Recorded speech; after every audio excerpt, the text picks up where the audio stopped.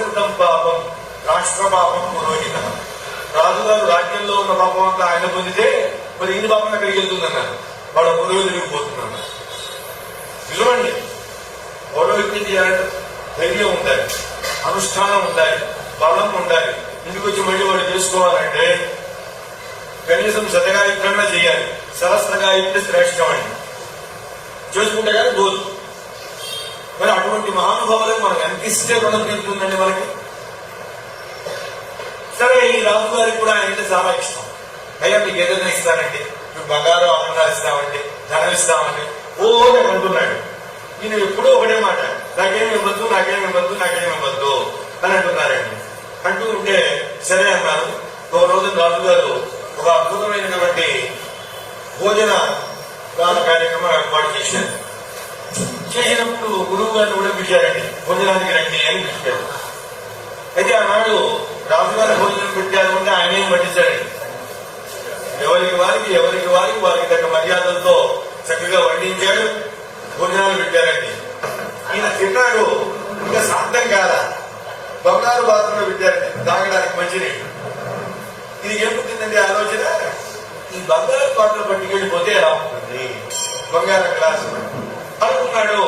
భోజనం అయిపోయింది, వెంటనే ఆ గ్లాస్ తీసుకున్నాడు, సంగలో పెట్టుకున్నాడు, ఉత్తరీయం వేసుకున్నాడు, వెళ్ళిపోతున్నాడు. ఎవరైనా తెలిస్తారండి నాలుగా అందరూ కూడా అయ్యే గురువు గారు నమస్కారం అంటున్నారు, అందరూ రాజుగారి నమస్కారం చేస్తారు. అయిపోయింది, కానీ గ్లాస్ కనపడింది, బంగారం గ్లాస్. రాజుగారి ఆస్థానంలో దాచుకోవడం అంటే మామూలు విషయమా? ఇంకేముంది గందరగోళం, అంతా వెతుకుతున్నారండి.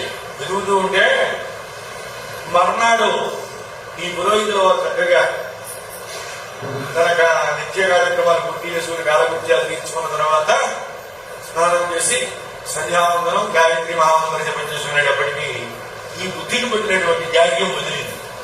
అది చూడగానే బంగారం గ్లాస్ కనబడింది. ఇది ఇక్కడికి ఎందుకు వచ్చిందన్నాడు. రాజుగారి ఇంట్లో ఉండాలి కదా, ఎందుకు వచ్చిందన్నాడు. ఎందుకు రావడం ఏంటంటే మీరే పట్టుకొచ్చారు సంతలో నేను రావడం ఏంటన్నాడు. ఏమో మీరే తెచ్చారండి వాళ్ళు. ఆయన వెంటనే తీసుకున్నాడు, నేరుగా వెళ్ళిపోయాడు. మహారాజా మీరు నన్ను క్షమించాలి అని ఏమన్నాడు. ఏం లేదు, ఈ గ్లాస్ పట్టుకుపోయింది నేనే అని ఇచ్చేసాడు. ఇచ్చేసి కూస మహారాజా అన్నాడు. కూర్చున్నాడు. నిన్న మాకు భోజనం వడ్డించారు కదా, వడ్డించాడు.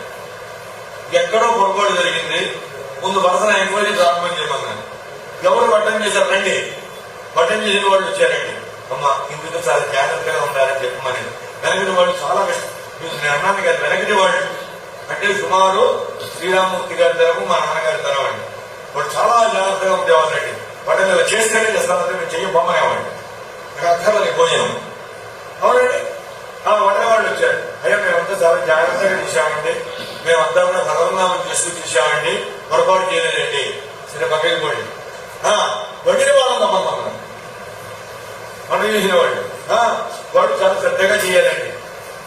వాళ్ళు వచ్చారు. అయితే మేము చాలా జాగ్రత్తగా చేసామండి మహారాజా, రేపు పురోహితులు వస్తున్నారండి, ఇంకా శ్రద్ధగా చేసామండి. సరే ఇది అయిపోయిందిగా. సరుకులు ఎక్కడ తెచ్చారు? సరుకులు ఆ శెట్టి గారిని తెలవండి అన్నారు. వ్యాపారస్తుడు ఒక ఆయన వచ్చాడు. ఏమయ్యా నీ గుట్లో వచ్చే సరుకులు వచ్చినాయి కదా? అవునండి వచ్చినాయండి. నువ్వన్నీ పద్ధతిగానే? అన్ని పద్ధతేనండి. అప్పుడు పురోహితుడు అన్నాడు, ఏమైనా చెప్పు, ప్రధానమైన బియ్యం పద్ధతిగా వచ్చినవేనా అన్నాడండి. అక్కడే అన్నాడు. చేతులు దొరుకుకుంటున్నాడు. ఏమన్నాడు? ఏం లేదండి, ఒక దొంగతనం చేసి ఆ బియ్యం 100 రూపాయల బియ్యాన్ని 30 రూపాయలు అమ్మాడు. నేను దాన్ని కాస్త కొనుక్కున్నాను. పొరపాటు నిన్న ఆ మూడ వేశాను మా వాళ్ళు, అది ఇక్కడికి వచ్చిందండి అన్నారు. చూశారా మహారాజా, ఒక దొంగతనం చేసిన బియ్యం ఎప్పుడైతే నా నోట్లో పడిందో అన్నాం, వెంటనే నాకే బుద్ధి పుట్టింది, దొంగిలించాలనే బుద్ధి పుట్టింది. దీనికి మూల కారణం ఇది. ఆయన్ని మీరు శిక్షించద్దు, దయచేసి దొంగలు శిక్షించద్దు. మీ పరిపాలనలో దొంగతనం చేశాడు ఆటల కోసం అంటే ఎలా ఉందో ఆలోచించుకుని దయచేసి వాడికి కావలసినటువంటివి, వాడికి జీవితానికి సరి అయినటువంటిది ఉద్యోగ విధానం ఇవ్వండి అని సలహా చెప్పి వెళ్ళిపోయాడు. ఇంత అన్నం తిన్నందువల్లనే అంత మార్పు వస్తే రావణుడి ప్రమాణం వెలువడిలో ఉంటే వాడు పడుకున్నాడు అక్కడ ఉన్నప్పుడు వాడి ప్రభావం ఎంత చూపిస్తుంది ఎదుటివాడి మీద. వాడు తత్వవేత్త ఏది, జ్ఞాని ఏది, ఏమైనా ఏది, ఈ ప్రభావం అలా ఒకసారి కొంచెం పొడచూపించేటప్పుడు ఏమైంది? సీత కాని ఆమె ఏమైంది?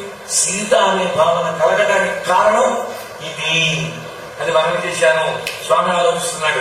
ననామేణ వియుక్త